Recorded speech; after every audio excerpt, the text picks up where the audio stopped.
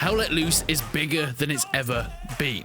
I mean, PC player numbers alone have been steadily rising over the last few months and almost even topping the all-time player count back in March. You see, many games go for this viral fast scheme, get huge amounts of players on all at once, make the game blow up, and then, well...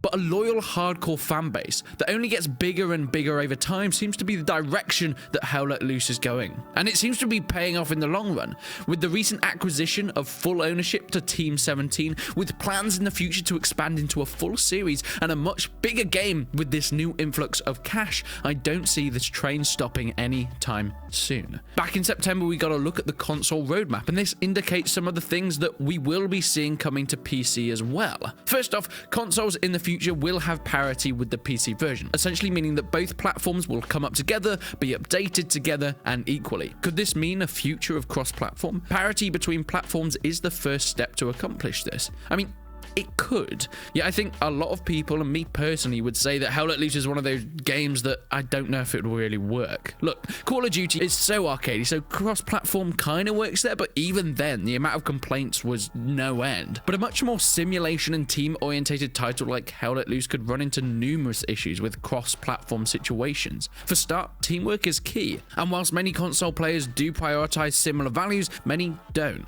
Consoles are much more casual as a platform in general, so miking up and communicating with your full team throughout the whole of the match is not all that common, especially in a game like this. Additionally, it goes without saying, the difference in accuracy between a PC and a console. Okay, granted, Hell Let Loose isn't all about accuracy, it's mostly about teamwork, but it's gotta come into it eventually. It's an interesting one to debate, so make sure you leave your opinion down in the comments. But even now, recently, PC Hell Let Loose has been introduced to controller support, so I wouldn't rule it out. But at least personally, I don't see it working very well. More recently, though, we've had things like half-tracks come into the PC game, along with the mighty Panzer IV. Yet Jeeps have been teased to come into the future, which is something that I am looking forward to. I've been waiting for a middle ground between tanks and transport vehicles, especially in smaller squads or playing as a recon unit. Taking a whole transport truck often feels like screwing your team over. Or if a sniper squad and infantry squads are in the same transport truck, they might want to be dropped off in different locations, which ends up putting everyone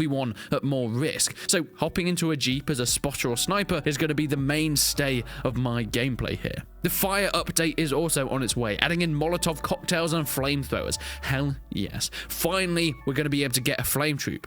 Or are we?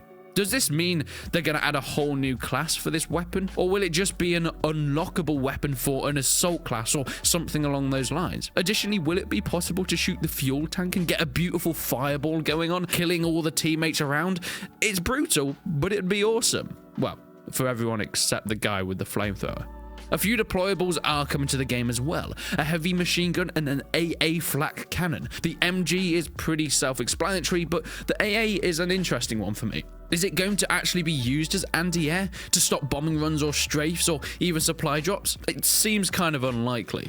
I think the devs must just be planning players to use it more like Men of War do. In that game, AA guns are used mostly firing at infantry because they are beautiful anti-infantry devices, fast-firing 20mm rounds that blast troops for miles on a direct hit. More deployables are what we need though, having a few other options when it comes to holding positions and points, because sometimes anti-tank guns are kind of underused. I think MGs and AA cannons giving people that option for more deployables will mean they actually decide to use them on the battlefield, positioning them in hedge lines as men try and make their way across open fields under a hell rain of this MG fire. Campaign mode is also coming. That's about all the info we have on that so far. I think when I say campaign mode, most people must be thinking, oh cool, a single player, right? But I'm not so sure.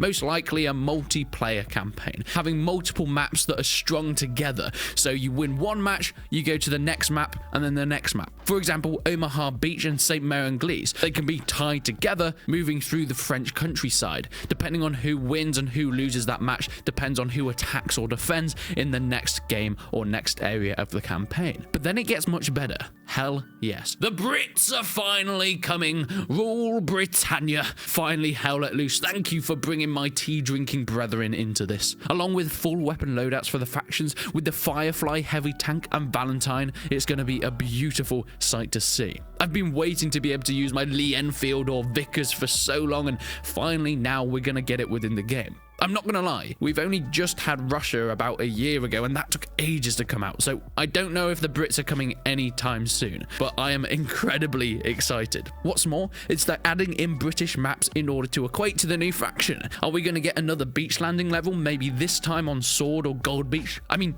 we've already got Omaha and Utah.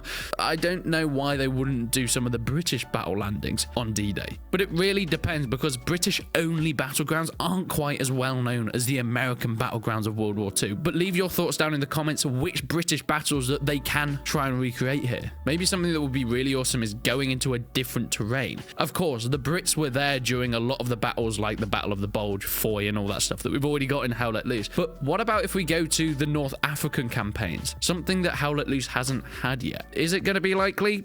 I don't think so. It is very much centered around Europe at the moment, and it will be a massive change to go from trees, hills, urban towns, and snowy maps to complete deserts and mountains. It would be something that I think would probably come in a sequel to a game, but it would be awesome, wouldn't it? If you haven't already, though, go and check out my last Hell Let Loose video, where I go through all the newest things of the new map that is coming out very, very soon. A massive bridge battle from one side to the other with a point right in the center, having to attack and defend and hold up strong points. It looks fantastic. Along with this, though, all the current maps are getting full night modes. Yes, it's going to be even more terrifying, and Hell Let Loose really is going to solidify its name as the PTS inducer that everyone knows it as. But hey, isn't that what we're all here for?